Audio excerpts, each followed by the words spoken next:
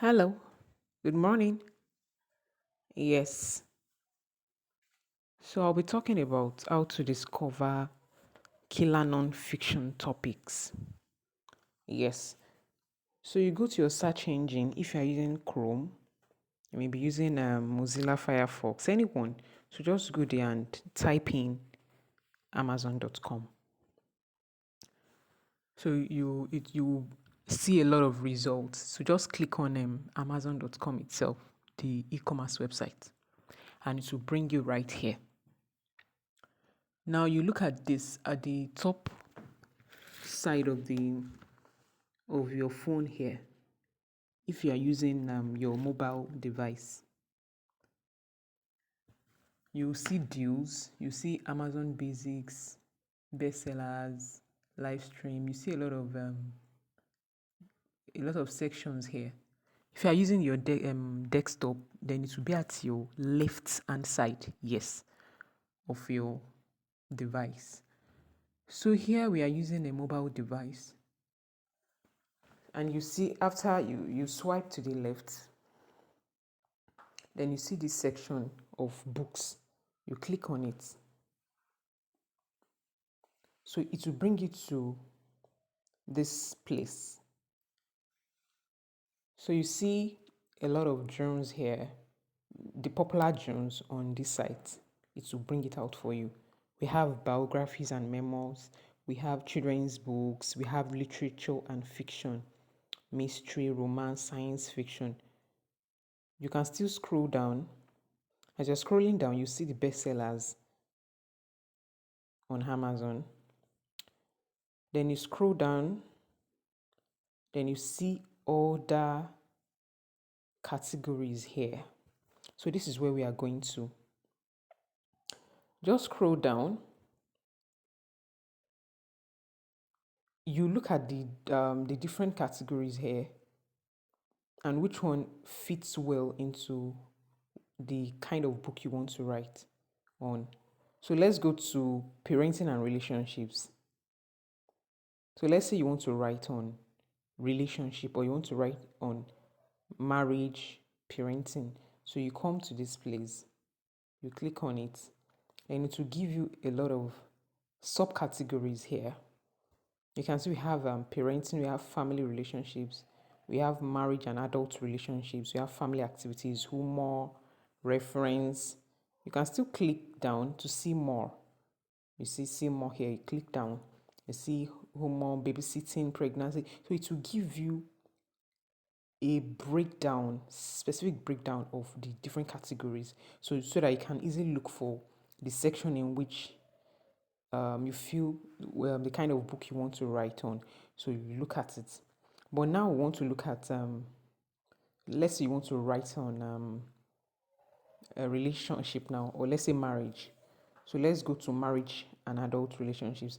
But mind you, as you're scrolling down, be observing the categories in which those books were placed in, so that by the time you finish writing your own book, you can easily, because on the site, on the website, when you want to publish your book, it's going to ask you for categories, so that you will be able to place your book right in the correct category. So you also, as you are looking at the different categories, take your pen and paper and be writing down the categories that that Amazon places the kind of books you want to write. You understand what I'm saying now? So let's go to marriage and adult relationships. The essence of putting it in the right category is that when people search for the kind of books, let's say someone wants to buy books about relationship now, person will just come here and type relationship books. But if you don't put it in the right section, your book will be nowhere to be found. So that's the essence of placing it in the right category. So as you are doing this, take note of the categories in which this website places the kind of books you want to write. So let's move on. Now we are on marriage and relationship section. Look at the books here. Look at the bestsellers here. Look at their topics. how they structure their topics, you can see that you don't have to you don't have to look for one big title. No, the rule of writing is simplicity, such that when people look at your book, it will tell them a lot about what your book is about. So you have to pick a particular topic that reflects what the overall objective of your book, the real thing you are trying to talk about must be reflected in the topic you'll be giving your book. So let's look at the bestsellers here. We have the 5 love languages. This one is saying the subtitle here is The Secret to Love That Lasts. If you look at this topic here, you see that the title is very short. So your title must be very short. Then you can now try and explain, trying to be more specific in your subtitle. This one says 5 love languages, the secret to love that lasts. You can see it there. Yes. So that's one. Then this is a one. This one also is a bestseller too on Amazon. You see, the 7 principles for making marriage work. That is the title. So when you look at this book, you already know that, okay, I want to read. If I'm buying this book, that means I want to read about the 7 principles for making marriage work. So the subtitle here is A Practical Guide. Let's click on it so I'll see it very well. A practical guide from the country's foremost relationship experts. Now I need to tell you something here. Whatever you will be putting in whether your title or your subtitle, you must be very sure of what you are saying. If you're not an expert, don't go and write there that you are an expert. You don't even need to be an expert to write a book. So just write your own opinion about that particular topic you want to write on. So, because I've seen a lot of people, they will go and write, for example, they want to write about weight loss. They will say, tested and proven kinikon for reducing your weight in 5 days. If you are not an expert in weight loss, there are some topics that you don't want to dive in if you're not an expert in it. Let's say you want to be talking about anything in medical line. If you are not an expert, if you are not certified, you don't go and write about it so that you won't create trouble for yourself. You understand what I'm saying? So you don't need to be an expert, and at the same time, you don't go and dive into some niches that they are so volatile, they are so critical, like they are you just have to be very careful when you are writing about it so that you won't create problem. Someone will not read it and say, I did something in this and and it resulted into this bad thing. So you have to be very sure of the kind of topic you want to write on. So make sure that whatever you are writing on and whatever you be stating as your title and the subtitle goes well. It's to reveal the real thing inside your book. You don't write something on your title and inside your book be something else. You just create a wrong impression and people start writing bad reviews. They start giving bad reviews about your book. And if you have bad reviews, you know what that means. People will not want to buy your book again. So we are looking at this now.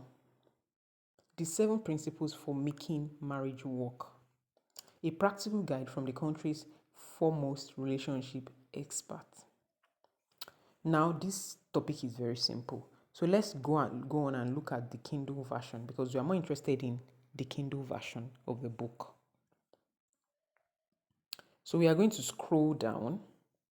You observe that this book has 359 pages. Yours, you don't need to write 359 pages, depending on your reason for writing a book. If you are writing a book because you want to make money, that means you have to write plenty books in a year. So you cannot sit down and be writing 359 pages.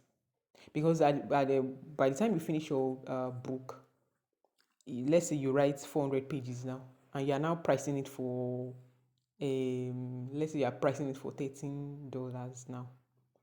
By the time they remove all the tax and all that, you have a very little, and you might not really like it. I've put in a lot of effort.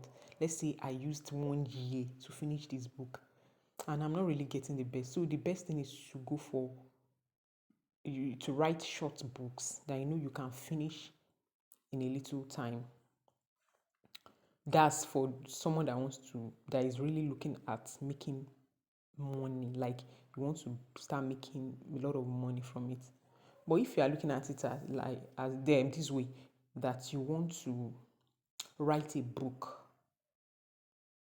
for credibility, maybe you are a speaker, you are a minister, you want to write a book, so then you need to put in a lot of effort. So by the time you stand and you are speaking to your congregation, you are speaking to your audience, or maybe at an event, and then after speaking, you want to present your book. You know you need to have a physical, a hard copy of your book now. You cannot just come and hold a pamphlet and say, this is my book. People will look at, this person is not serious. Say magazine la fẹ́ rà ni àbí, you get. If you are writing a book for credibility, then you need to write something that is bulky, like something you can hold. At least you understand what I'm saying. So that's it. So let's move on. So this book is 359 pages. And let's go down. We are more interested in looking at the product details now. Let's look at the sales rank of this book. You remember I said in one of my books, I said when you are writing, you need to look at your competitors. You need to look at people that are successful in that niche, what they are doing, so that you also be able to do something similar. By what I mean by similar, I don't mean you should go and copy what they are doing. I mean you should be able to do something even better than what they have done, so that um, people will see your book as okay, this book it matches with this popular writer. Sure, you understand what I'm saying? So when you are writing, you need to observe some of those things, so that your book someone can look at it and say, oh, this book, I think it will make sense even before reading it. So you look at the sales rank here. The book rank here is 7,159 in Kindle store. Just imagine we have thousands of ebooks being uploaded on that site, on Amazon, every day. And if your book should rank this on the store, then you are doing well. Now let's look at it. It's ranking 16 in marriage and long-term relationships. It's ranking 20 in education and reference, ranking 21 in reference books. Can you see the categories they have placed them, those books? You see, so you need to write the categories down. Now you see that this book is doing so well. So let's go down here and look at the reviews.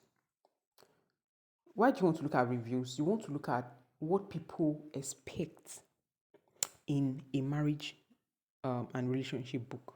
That's the essence of coming here and reading about some of these reviews here.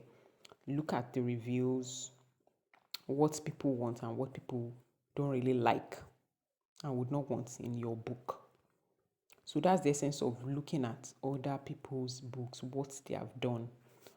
So now you can see that in this book here, we have power words here. It's so straightforward. It's something that is compelling, that will compel you to read that book, or for making marriage work. So it's as simple as that. So now let's move on to, let's say you want to write on, let's look at another category.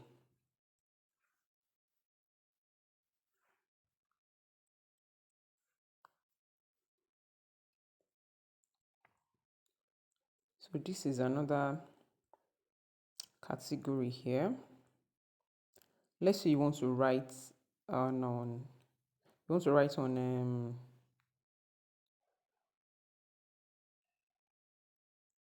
religion and spirituality now. You see a lot of books on religion and spirituality, the four agreements, a practical guide. So a lot of you just come to your category here. Let's say you want to write self-help books.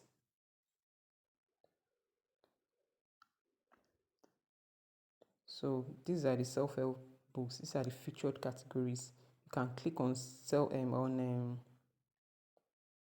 see more. So you have books on art and therapy, journal writing, self-esteem, happiness. Let's go to happiness.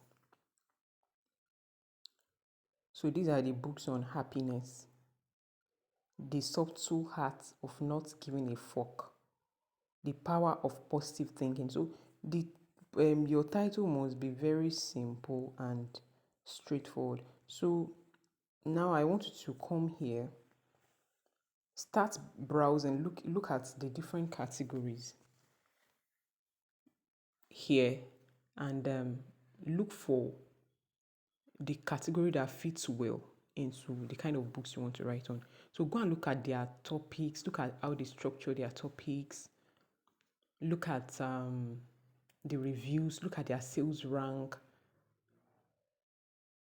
and even look at their cover too. You can see that their cover is very simple. You don't need something complex or complicated so you don't need to do something serious because you want to write. No, it should be as simple as ABC. So that's it. So we have come to the end of this section. So I'll be dropping it right away in the group. Thank you.